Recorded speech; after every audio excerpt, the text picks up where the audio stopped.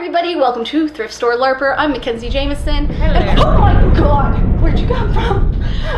I traveled through the nether realms because I needed help. Hi, how are you? Wait, tell me about this character? Okay, so the character, imagine a 1,000-year-old legendary hero sword that got forgotten in a dungeon and got really just grungy and gross, and then somebody picked it up and it turned into a human but fully formed. There's a lot of tattery, mildewy fabric, and as we all know, sewing machines are medieval torture devices, and I don't have a degree in medieval torture. Okay, Yes. that I have. I love sewing machines. I have lots of them. You are strong. Thank you. I have fled on many a costume. It's a ritual. So, what do you think? I can do this. Yes, we can do this. We can do this. And yes, we will find it at a thrift store. We'll put it together. This will happen. May the chaos magic bless you. The part that Cheyenne wanted me to work on was specifically trying to get that mummy, mildewy look for this character. So to accomplish that, we are looking at something like a bodysuit. I am all about making this a two-piece suit because trying to go to ye olde privy with that under your costume, that is no fun. The plan is to find a shirt and a pair of pants that are stretchy, that I can take apart and sew strips of fabric on that are either kind of a linen or a gauzy look, but still stretchy. And this is what I want to point out. So this is like a spandex. Whee! Look how it can stretch. Also, you want, look how it can stretch. Look how it can stretch. But it doesn't really fray, and we really want that like tattered fray look. So can't use that. We want something that is going to give a nice tatter like this. Problem is this does not stretch. It does not stretch. So we need a happy medium in between that. I have done something like this before, but that's where I took like basically a sheet and I was just making a shirt. That wasn't like form-fitting. This one needs to be form-fitting, so it's gonna be a bit more of a challenge, and we're gonna try to do this all from a thrift store and not just a sewing pattern and some material. On our quest, we searched for leggings and a long-sleeve stretchy shirt that was either white or gray. I really liked this shirt because it had places in the arms and shoulders that would allow more movement and breathability. These leggings were exactly what I was looking for to work with, so I snagged those.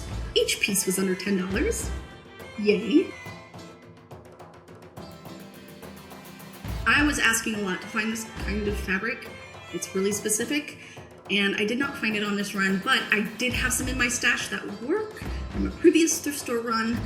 This is why I am always telling you, just go and check out that section that has the curtains and the blankets and the tablecloths, and sometimes people just donate fabric and it ends up over in that section. So go check out that section all the time.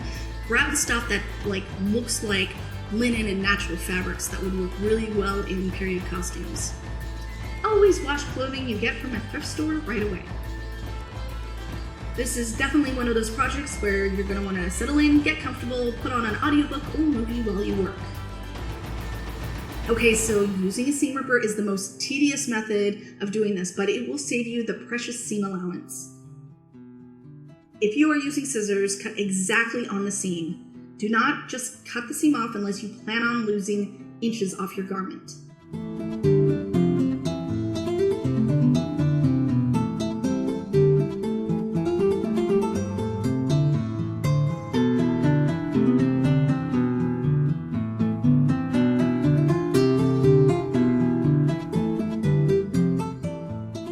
One of the ways to make sure you can put all of this back together and things line up correctly is to take a washable marker or tailor's chalk and make markings so that when you're putting it together, you can line up those markings and the pieces magically come back together. Now to get your strips, I'm making them about 3 to 4 inches wide.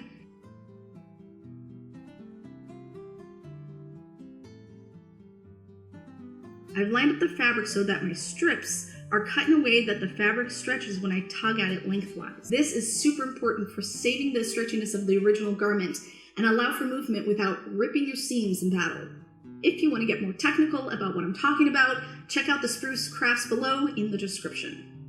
If you want to get all fancy, depending on how you cut your strips, or how much patience you have, and how much time, you could basket weave the strips, or crisscross them in a V, which I did at the chest area of the shirt.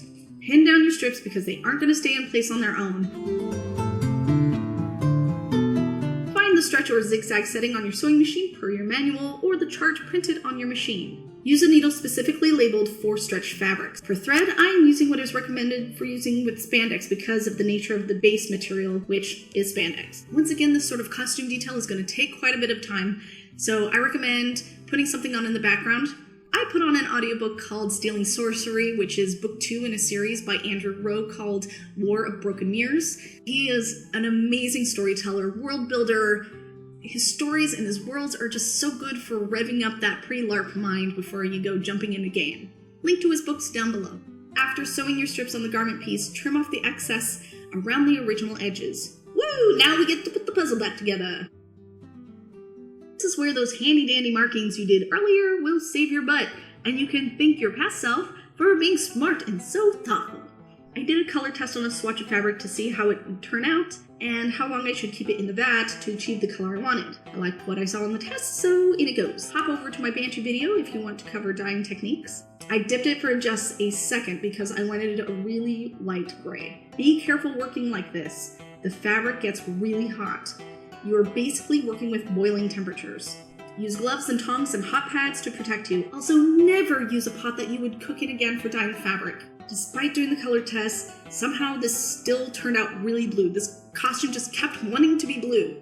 I went through 3 different dye jobs, stripping them each time until I got the color right. In the end, I'm reticent to admit this, but I used RIT dye. I hate using RIT dye because it usually comes out too light and doesn't give me the right color, but this time, its exact failings were what I needed. Take some of that black acrylic or fabric paint, water it down, then take a stiff crafting brush and splatter the paint on the costume, flicking it with your finger. I recommend doing this outside with lots of drop cloth because the paint will get everywhere.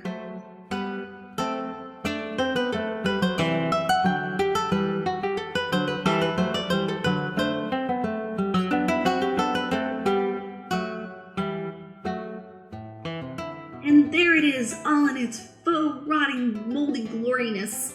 I made sure that Cheyenne could still move around in the suit without ripping seams. Play test your costumes before you go into battle. Lunge, squat, hug yourself. It's better that it rips at home than on the battlefield. This is what Cheyenne's badass looked like in game. The rest of the look came together thanks to the lovely people over at LARP Empire, and those pictures were taken by the goddess of LARP and adventure herself, Mama O'Brien. I'm not going to sugarcoat this project for you. I would honestly say it wasn't easy. It was more like intermediate, advanced sewing work and detail work. But do not let that scare you. If you are a beginner, try it anyway, because that's how you're going to learn. I actually usually shy away from trying to work with stretch fabrics. What I did was I looked things up. If I didn't know how to do it, I looked towards Google. Be willing to fail. It's how we learn. You saw how many times that I screwed up the dye job until it just keep going until you get it right. Seriously, achievement unlocked. Now I feel like I can make superhero costumes with spandex. This opens up so many new doors for me and I'm so excited.